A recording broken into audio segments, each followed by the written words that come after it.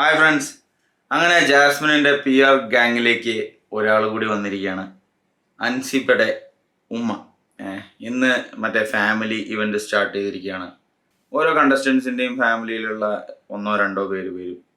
എന്നിട്ട് അവർക്ക് ചെറുതായിട്ട് മെസ്സേജസ് അല്ലെങ്കിൽ വിഷസ് അല്ലെങ്കിൽ അവർ ഇത്തിരി ഡൗൺ ആയിട്ടിരിക്കുകയാണെങ്കിൽ അവരെ പറഞ്ഞ് സമാധാനിപ്പിച്ചിട്ട് പോകും. അപ്പോൾ ഇന്ന് വന്നത് ഋഷിയുടെ അമ്മയും ബ്രദറും അതുപോലെ തന്നെ അൻസിബയുടെ ഉമ്മയും ബ്രദറുമാണ്.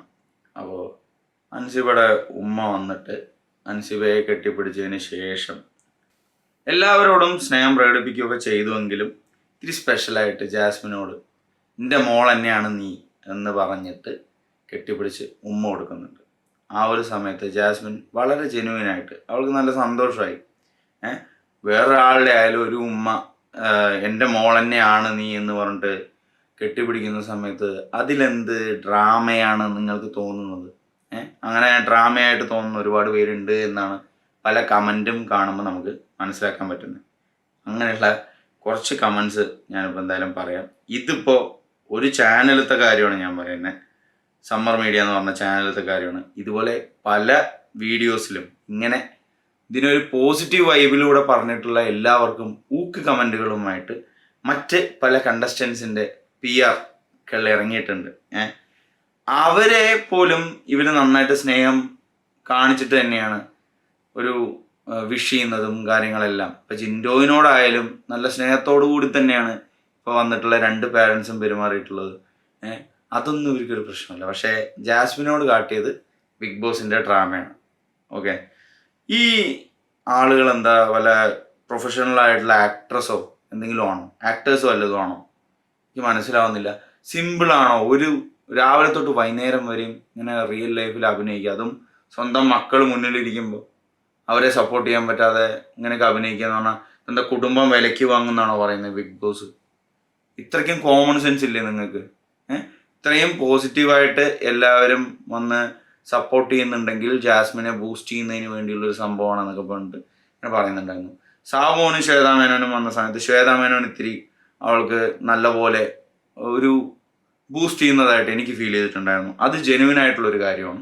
അതൊരു കണ്ടസ്റ്റൻ്റ് ഇപ്പോൾ ഡൗൺ ആയിട്ടിരിക്കുകയാണ്. ഇപ്പോൾ ഗബ്രി പോയതിന് ശേഷം ഇത്തിരി ഡൗൺ ആണെന്ന് വെച്ച് കഴിഞ്ഞാൽ അതിൽ നിന്നും അവിടെ ഒന്ന് ഉഷാറാക്കാൻ അവൾ നല്ലൊരു ഗെയിമറാണ് മാൻ. അതിപ്പോൾ നിങ്ങൾ സമ്മതിച്ചാലോ അല്ലെങ്കിൽ അവൾ നല്ലൊരു ഗെയിമറാണ്. ഈ ഒരു വെറുപ്പിച്ച കാര്യങ്ങൾ ഞാനും പറഞ്ഞിട്ടുള്ളതാണ്. വെറുപ്പിച്ചിട്ടുള്ള കാര്യങ്ങൾ നല്ലപോലെ വെറുപ്പിച്ചിട്ടുണ്ട്. പക്ഷേ ഗെയിം വരുന്ന സമയത്ത് നല്ല രീതിക്ക് കളിച്ചിട്ടുണ്ട്. ടാസ്ക് ആയാലും ശരി, ഫിസിക്കൽ ടാസ്ക് അത്രയ്ക്ക് ഞാൻ പറയുന്നില്ല, പക്ഷെ സംസാരിക്കുന്ന സാധനത്തിലൊക്കെ ഗബ്രിയും ജാസ്മിനും നല്ല ഹൈലൈറ്റ് ആയിട്ട് തന്നെ നിന്നുണ്ടായിരുന്നു. ഗബ്രിയെ പേഴ്സണലി ഞാനൊന്നും പറയുന്നില്ല. പേഴ്സണലായിട്ടുള്ള അവൻ്റെ ക്യാരക്ടറോ തേങ്ങ വാങ്ങിയൊന്നും ഞാൻ പറയുന്നില്ല. ആസ് എ ഗെയിമർ ഒരു കഥ പറഞ്ഞ തുടക്കം തൊട്ട് അവസാനം വരെ ഒറ്റയടിക്ക് കറക്റ്റായിട്ട് പറയാനുള്ള കഴിവ് അവനും ഉണ്ടായിരുന്നു. അവൻ പോയി. ജാസ്മിൻ ആയാലും അത്തരം ടാസ്കുകൾ നല്ല രീതിക്ക് ഹൈലൈറ്റ് ആയിട്ടുണ്ടായിരുന്നു. അതുപോലെ തന്നെ നന്നായി സംസാരിക്കാനും ഫൈറ്റ് ചെയ്യാനും കഴിവുണ്ടായിരുന്നു. ഇപ്പോൾ ജാസ്മിൻ എന്ത് തേങ്ങ അരച്ചിട്ടാണെന്നൊക്കെ പറഞ്ഞിട്ട് കമൻറ്റ് ഞാൻ എന്തായാലും ഒന്ന് രണ്ട് കമൻറ്റ് ഞാൻ വായിച്ചു തരാം. ഒന്ന് നിങ്ങൾ കേട്ടു നോക്കൂ. അതിൽ ഒന്ന് രണ്ട് കമൻറ്റ് ഞാൻ വായിച്ചു കേൾപ്പിക്കാം. വെളുപ്പിക്കൽ വല്ലാണ്ട് കമൻറ്റ് ബോക്സിൽ നടക്കുന്നുണ്ടല്ലോ. അൻസിബയുടെ മദർ അവളെ ഹഗ് ചെയ്തത് അവരുടെ ക്വാളിറ്റിയും വലിയ മനസ്സും. ജാസ്മിൻ്റെ ഓസ്കാർ ലെവൽ ആക്ടിങ് മുൻപും കണ്ടതുകൊണ്ട് അവളുടെ കരച്ചിൽ കണ്ടിട്ട് ആക്ടിങ് ആയി തന്നെ തോന്നി. എനിക്ക് തോന്നിയില്ല കേട്ടോ. മറ്റേ ഗബ്രി പോണ സമയത്തുള്ളത് എനിക്കെന്തോ ഒരു കൺഫ്യൂഷൻ ഉണ്ടായിരുന്നു. അത് ഞാൻ വീഡിയോയിൽ പറഞ്ഞിട്ടുള്ളതാണ്. പക്ഷെ ഗബ്രി തന്നെ പറയുന്നു ഇഷ്ടമുള്ള ആളുകളുടെ മുഖത്ത് നോക്കി സംസാരിക്കുന്ന സമയത്ത് ആദ്യം ചിരി വരും അവൾക്ക്, ഫേസിൽ അറിയാതെ വന്നു എന്ന്. എൻ്റെ ചേച്ചിയുടെ ഒരു മോളുണ്ട്, അവൾക്ക് ഇതേപോലെ ചിരി വരുന്നതാണ്. സങ്കടത്തോടു കൂടി പറയുന്ന കാര്യമാണ്. ഇപ്പോൾ ഫേസിലൊരു ചിരി പോലെ ഒരു സാധനം വരും. ഇനിയിപ്പോൾ അതാണോ അല്ലയോ എനിക്ക് അത്രത്തോളം ജാസ്മിനെ അറിയില്ല. നിങ്ങളെപ്പോലെ സ്കാൻ ചെയ്ത് നോക്കി മറ്റേ മൈനർ എക്സ്പ്രഷൻ ഒന്നും എടുക്കാൻ എനിക്കറിയില്ല. ഞാനും ആദ്യം തെറ്റിദ്ധരിക്കപ്പെട്ടു, ഞാനത് പറയുകയും ചെയ്തു. ചിരിക്കണോ കരയണോ എന്ന് തന്നെയാണ് ഞാൻ ടൈറ്റിൽ പോലും ഇട്ടത്. പക്ഷെ എനിക്കിപ്പോൾ എന്തോ ഡൗട്ട് തോന്നുന്നു, അതെന്താണ് സംഭവം എന്നുള്ളത് എനിക്ക് കറക്റ്റായിട്ട് അങ്ങോട്ട് മനസ്സിലായിട്ടില്ല. അടുത്തത്, ജാസ്മിൻ എന്ത് കോപ്പ് ചെയ്തിട്ടാ എല്ലാവരും അവളെ പിടിച്ച് തലയിൽ വെക്കുന്നത്? എന്തോ പ്ലാനിങ് പോലെ തോന്നുന്നു. എല്ലാം ബീവിയുടെ പ്ലാനിങ്. അടിപൊളി, സബാഷ്. കുടുംബത്തോടെ ബീവി വിലയ്ക്ക് വാങ്ങി. ഇനിയിപ്പോൾ അവിടെ അടിച്ചു കളിക്കാരൊക്കെ വരായിരിക്കും. ബീവിയുടെ എന്താ വല്ല ബാല്യക്കാരാണല്ലോ ഇവർ പറഞ്ഞ പോലെ ചെയ്യാൻ. അടിമയൊന്നും ആവാനുള്ള എഗ്രിമെന്റ് ഇല്ല ഇന്ത്യൻ ഭരണഘടനയിൽ.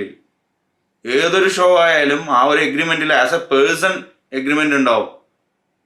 അല്ലാതെ ഇത്രത്തോളം ഫാമിലിയെ കൊണ്ട് ഇത് ചെയ്യിപ്പിക്കുക, വാശി പിടിച്ച് ചെയ്യിപ്പിക്കുന്ന പരിപാടിയൊന്നും നടക്കില്ല. അങ്ങനെ ചെയ്യുകയാണെങ്കിൽ തന്നെ അതിലൊക്കെ ലീഗൽ ഇഷ്യൂസ് ഒരുപാടുണ്ട്. എന്താ പറയുന്നത്? ആരെങ്കിലും ഇപ്പോൾ ഞാനൊരു കാര്യം പറയാം, അൻസിബ് ഒരു ആക്ട്രസ്സാണ്, ജാസ്മിൻ ജാഫർ ഒരു യൂട്യൂബറാണ്. യൂട്യൂബൊക്കെ എന്ന് വേണമെങ്കിൽ പോവാം. അതേസമയം കഴിവുണ്ടെന്നുണ്ടെങ്കിൽ ആ ഒരു ഫീൽഡിൽ അൻസിബയ്ക്ക് എത്രയോ നിൽക്കാം. അവരുടെ ഉമ്മ വന്നിട്ട് ഇവരെ ജയിപ്പിക്കേണ്ട രീതിയിൽ ബൂസ്റ്റ് ചെയ്തിട്ട് പോകുന്നതാണോ നിങ്ങൾ വിചാരിക്കുന്നത്? അത്രയ്ക്ക് വിവരമുള്ളൂ നിങ്ങൾക്ക്?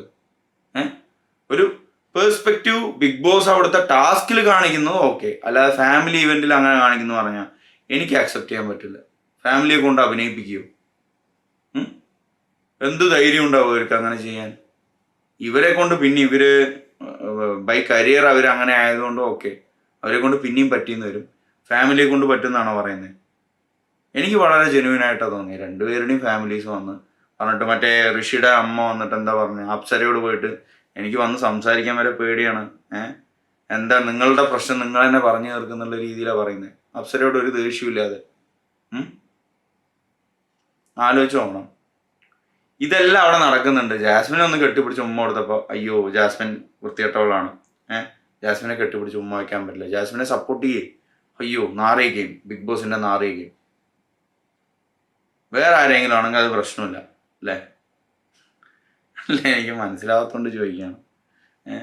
ഇത്തരം കാര്യത്തിലൊക്കെ ഒരാളോടുള്ള പേഴ്സണൽ വൈരാഗ്യം വെച്ച് ഇങ്ങനത്തെ നക്കി കമൻ്റ് ഇടുന്നത് ബോറാണ്. എന്തായാലും ഇനി അടുത്തൊരു കമൻ്റ് കൂടി നോക്കാം.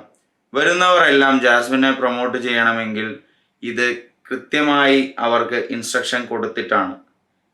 ഗതികേട് കൊണ്ടാണ് സിബിൻ അഖിലെല്ലാം പറഞ്ഞതല്ലേ. അതിനകത്തേക്ക് പോകുന്ന മുന്നേ അവർക്ക് നിർദ്ദേശം കൊടുത്തിട്ടുണ്ട് അവിടുന്ന് എന്ത് ചെയ്യണം എന്ന്. അതുകൊണ്ടാണ് ഒട്ടും ആക്സെപ്റ്റഡ് അല്ലെങ്കിലും അവർ അത് ചെയ്യുന്നത്. ഒരു ഷോക്കിങ്ങും ഇല്ല. This is purely scripted.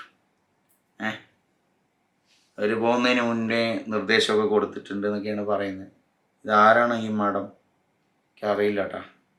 ഇവരിനി അവിടെ കണ്ടിട്ടുണ്ടാവും ചിലപ്പോൾ. ഇതുപോലെ 100ഓളം കമൻ്റ് ഉണ്ട്. 100അല്ല, ഒരുപാട് കമൻ്റ് അതിലുണ്ട്. വേറെയും കുറേ വീഡിയോസിൽ വന്ന് കിടക്കുന്നുണ്ട്. ജാസ്മിനെ സപ്പോർട്ട് ചെയ്യാൻ പാടില്ല, വേറെ ആരെ വേണമെങ്കിൽ സപ്പോർട്ട് ചെയ്തോ, ജാസ്മിനെ സപ്പോർട്ട് ചെയ്യാൻ പറ്റില്ല. അപ്സര നല്ലൊരു പ്ലെയറാണ്, ഇപ്പം എന്താണെന്നറിയില്ല, ഇത്തിരി ഡൗൺ ആണ്. എനിക്ക് ശരിക്കും ഇന്നത്തെ ഞാൻ വോട്ട് കൊടുത്ത അപ്സരയ്ക്കാണ്. അപ്സര നല്ലൊരു ഗെയിമറാണ്, പക്ഷേ എവിടെയൊക്കെ ഒന്ന് ഡൗൺ ആയി പോയ പോലെ തോന്നി. അത് എക്സ്പ്രസ് ചെയ്യുന്നില്ല. ഒരു കാര്യം പറയാതെ വയ്യ, ആര് ഡൗൺ ആയാലും ആർക്ക് വിഷമം വന്നാലും, ഇന്നിപ്പോൾ നന്ദന വിഷമിച്ചിരിക്കുന്ന സമയത്ത് അപ്സര പോയി സമാധാനിപ്പിച്ചു. വളരെ ജെന്യൂനായിട്ട് അവർ ചെയ്യുന്ന കാര്യമാണ്. ഋഷി എന്താ ചെയ്യുന്നതെന്ന് എനിക്ക് മനസ്സിലാവുന്നില്ല. എപ്പോഴും പുള്ളിക്കാരുടെ എന്ത് വന്നാലും ചാൻസ് കിട്ടിക്കഴിഞ്ഞാൽ പുള്ളിക്കാരെ കുത്താനാണ് പോകുന്നത്. അവളായിട്ട് ഒന്നിനും ഒരു ബഹളം ഉണ്ടാക്കാനും പോകാറില്ല. പക്ഷെ തിരിച്ച് സംഭവിക്കുന്നത് അങ്ങനെയാണ്. അപ്സരയെ ജഡ്ജ് ചെയ്യുന്നത് കുറേ പേര് അവിടെ ജഡ്ജ് ചെയ്യുന്നുണ്ട്. ജാസ്മിനും അതിലൊരാളാണ്. എന്താ സ്നേഹിച്ചാൽ നക്കിക്കൊല്ലും, വെറുത്ത കുത്തിക്കൊല്ലുന്നോ, അങ്ങനെ എന്തോ ഒരു സാധനമൊക്കെ എഴുതിയിട്ടതും ഒരു ജഡ്ജ്മെൻ്റാണ്. ഒക്കെ ഒരു ഫണ്ണായിട്ട് എടുക്കണമെങ്കിൽ എടുക്കാം. അപ്സരയ്ക്ക് പക്ഷേ കുറേ പേരുടെ നിന്ന് അങ്ങനെയുള്ള അനുഭവം ഉണ്ടായിട്ടുണ്ട്. എന്നാലും ഇവർ ഡൗൺ ആവുന്ന സമയത്ത് ഇത് പോകും. ഇന്നലെ എന്തോ സോയാബീനോ എന്തോ ഒരു സാധനം ഫ്രൈ ചെയ്യുന്ന സമയത്ത് ജാസ്മിൻ്റെ മുഖത്ത് തെറിക്കണ്ടായിരുന്നു. എന്തോ തെറിക്കുന്ന സമയത്ത് അവൾ ഫണ്ണായിട്ട് പറയുന്നുണ്ട്, എനിക്ക് അല്ലെങ്കിൽ കണ്ടത് ശരിയാണ്, എല്ലാം എൻ്റെ തലയ്ക്കാണ് വരുന്നതെന്നുള്ള രീതിയിൽ സംസാരിക്കുന്നുണ്ട്. ഒരുപാട് നെഗറ്റീവ്സ് ആ വീടിനുള്ളിലായാലും ഇപ്പോൾ പുറത്തായാലും ഒബ്വിയസ്ലി അതാണ് സംഭവിക്കുന്നത്. ഞാനും ഒരുപാട് നെഗറ്റീവ് പറഞ്ഞിട്ടുള്ളതാണ്. പക്ഷെ ഒരു പേഴ്സണെ അല്ല ഞാൻ പറയുന്നത്, അവരുടെ ഗെയിമിനെയായിരുന്നു ഞാൻ നെഗറ്റീവ് പറഞ്ഞിട്ടുള്ളത്. ഇത് രണ്ടുപേരും കൂടി കാട്ടിയിട്ടുള്ള ചില കുൽസിത പ്രവർത്തികളെ ഞാൻ ചൂണ്ടിക്കാട്ടിയിട്ടുണ്ട്. അല്ലാതെ ഇവരെ രണ്ടുപേരെയും ഞാൻ കുറ്റം പറയില്ല. രണ്ടുപേരും ഇൻഡിവിജ്വലി നിന്ന അടിപൊളിയാണ്. പിന്നെ സിബിൻ ഇന്നലെ വന്നു നല്ല രീതിക്ക് മെഴുകുന്നുണ്ടായിരുന്നു. സിബിൻ എന്താ പ്രശ്നം എന്നറിയില്ല. അല്ലാന്നുണ്ടെങ്കിൽ സിബിൻ വളരെ കൃത്യമായി വിത്ത് പ്രൂഫ് എല്ലാം കാണിച്ചാട്ടെ. അത്രയ്ക്ക് ആ ഒരു ധൈര്യവും കാര്യങ്ങളൊക്കെ ഉണ്ടെന്നുണ്ടെങ്കിൽ ഫുൾ എക്സ്പോസ് ചെയ്യണം. ജാസ്മിനൊക്കെ വളരെ ജഡ്ജ്മെൻ്റലായിട്ട് തന്നെ ഇങ്ങോട്ട് പുറത്ത് വന്നിട്ട് ഈ ഒരു പൂജയായാലും സിബിനായാലും ഒരുമിച്ചിരുന്ന് ഇൻ്റർവ്യൂ പോലെയൊക്കെ ചെയ്യുന്നു. ജാസ്മിൻ എങ്ങനെ പറയുന്നു. അപ്പോൾ നിങ്ങൾ ഞാൻ കാരണമാണോ കരയുന്നതെന്നൊക്കെ പറഞ്ഞിട്ടുള്ള ആ ഒരു സാധനമൊക്കെ ഇങ്ങനെ ഒരു റീലിൽ ഞാൻ കണ്ടാണ്. നിങ്ങൾ ഞാൻ കാരണമാണോ കരയുന്നതെന്ന് പറയുന്ന സംഭവം യെസ് എന്ന് പറയാൻ വേണ്ടിയുള്ളൊരു സാധനമാണ്.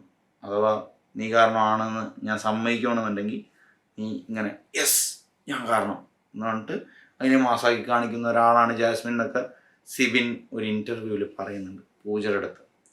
രണ്ടുപേരും ഔട്ടായി വന്നു. ഒരാൾക്ക് രണ്ടുപേർക്കും മെഡിക്കൽ ഇഷ്യൂസ് എന്നാണ് പറഞ്ഞത്. പിന്നെ എന്തൊക്കെ ഗുളിക മാമൊക്കെ കൊടുത്തു എന്ന് പറയുന്നുണ്ട്.